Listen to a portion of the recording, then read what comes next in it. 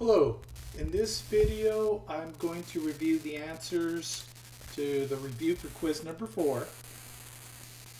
We begin with problem 1. It says to construct a discrete probability distribution for the number of caffeinated drinks students drink on a daily basis. The number of drinks range from 0 through 5 and the probabilities are listed here.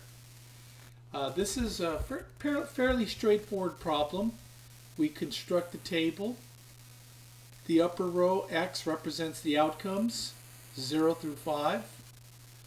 The second row represents the chances of those outcomes occurring, and we just basically list all the associated probabilities. For number 2, we have to construct a graph for this distribution. So on the x-axis we list our outcomes. On the y-axis we list the probabilities. And here I've listed a consistent unit, 0.05. So the spaces between each of these values is 0.05. And then we construct bars. So 0 has a height of 0.15, 1 has a height of 0.35, and so on. And keep in mind the bars can touch or they don't have to touch. It's just a matter of how you want to present this type of graph. Let's go on to number 3. Number 3, it says the following. We're given a discrete probability distribution represents the number of times a non-STEM student visits the tutorial center for math.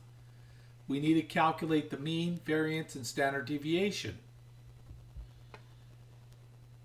So the first step in calculating the mean is we have to multiply each outcome with each probability. So we have 0 times 0.32. And then we add those products together, plus 1 times 0.22 plus 2 times 0.18 plus 3 times 0.15 plus 4 times 0.09 plus 5 times 0.04. We get these products, add them together, we have the mean. So the mean is 1.59. Next we have to calculate the variance. Now to calculate the variance, we need to square each of these outcomes, multiply the square with each corresponding probability, add up all the products, and then the final step is to subtract out the mean squared. So let's take a look at that process here. So we take the first outcome 0, we square it times 0.32, then add that to 1 squared plus or times 0.22 plus 2 squared times 0.18 plus 3 squared times 0.15 plus 4 squared times 0.09 plus 5 squared times 0.04. And then do not forget to subtract out the mean squared. When we perform these computations, that will culminate in the variance after we round. In this case, I rounded to 2 decimal places, so the variance is 2.2. And then the last step, part C, is to calculate the standard deviation. We take the square root of the variance, which is 1.5. On to the next problem. It says a pair of dice is tossed once. If a person gets a sum of 2, she wins $50. If she gets a sum of 12, she wins $20. If she gets a sum of 7, she wins $10. Compute the expected value of the game if the cost to play is $5. So we list all her chances of winning, and the outcomes are the amounts. So $50, there's one chance, right? There's only one way of getting a sum of 2, out of 36 possibilities. She could win $20. To get a sum of 12, there's only one way out of 36. Or she can win $10. She has to get a sum of 7. There's 6 ways of getting a sum of 7. 6 out of 36. And the loss is $5. So we have to average out the winnings. We multiply 50 times 1 over 36 plus 20 times 1 over 36 plus 10 times 6 over 36, and then subtract out the loss. What I do is I multiply, think of this as 50 over 1, so 50 times 1 is 50 over 36, and then the 1 times 36 is 36, and just repeat that for the others. Combine these fractions, 130 over 36. Since we're dealing with money, we have to convert the fraction to a decimal and round in 2 places. 130 divided by 36 is 3.61. Minus 5 is negative 1.39.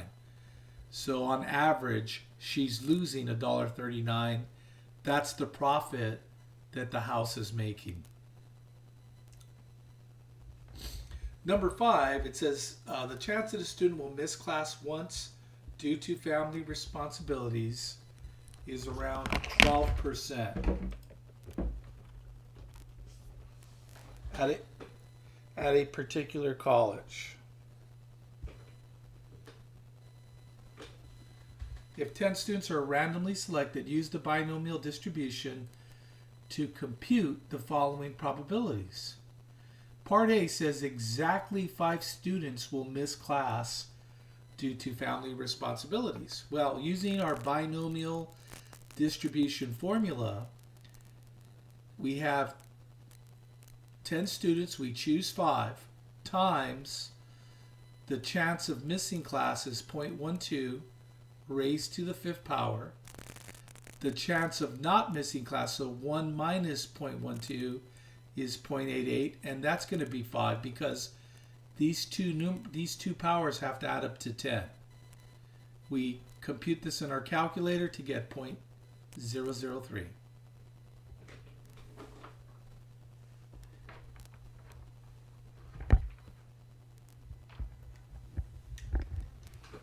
For part B, it says at least 7 students will miss class due to family responsibilities. At least 7 means 7 or more. So we have to calculate the outcomes for 7, 8, 9, and 10. We can't go past 10 because that's the total number of students who are being surveyed. So performing the calculations using the formula, let's look at a few of them. We have 10 students, we choose 7 times the chance of missing class, 0.12 to the 7th power, times the chance of not missing class. Remember, to calculate this power, it's always 10 minus 7, 3. When we calculate this, we get a really small number, 0.00003. And if we calculate the probability that 8 will miss class, that's going to be 10C8 times 0.12 to the 8th times 0.88 squared. That's an even smaller number. So we could see that the probabilities are getting progressively smaller. And typically we round these probabilities to 3 decimal places. So if we rounded all of these to 3 decimal places, the answer would be 0. So ultimately the answer is 0. So if we were to add up all these probabilities and then round to 3, it's just going to be 0. So bear that in mind, especially when you, as you're calculating, you just see values progressively getting smaller and smaller. Now for the next problem, it says at most 3 students will miss class due to family responsibilities. At most 3 means 3 or less. So we have to calculate the probability that 3 miss. So that we have 10 students, we choose 3 to miss, times the chance of missing is 0.12 to raise it to the 3rd power, times the chance of not missing, 0.88. 10 minus 3 is raise it to the 7th power. That's 0.085. and then we just continue with those calculations. And finally, to get the answer, you add up all these probabilities together, and it's 0.977. Problem 6 says the following. The chance that a student owns a graphing calculator while taking a calculus course is around 8%. We have 150 students who are surveyed. We use the binomial distribution to find the mean, variance, and standard deviation. So n is 150. P, the chance of owning one of these calculators, 0.08. Q, the chance of not owning a graphing calculator, is 1 minus 0.08, 0.92. To calculate the mean for a binomial distribution, we multiply n times p. So we multiply 150 times 0.08, we get 12. So the average is 12. The variance is NPQ, 150 times 0.08 times 0.92, that's 11.04. And then standard deviation is the square root of the variance, which is 3.32. Thanks for watching the video.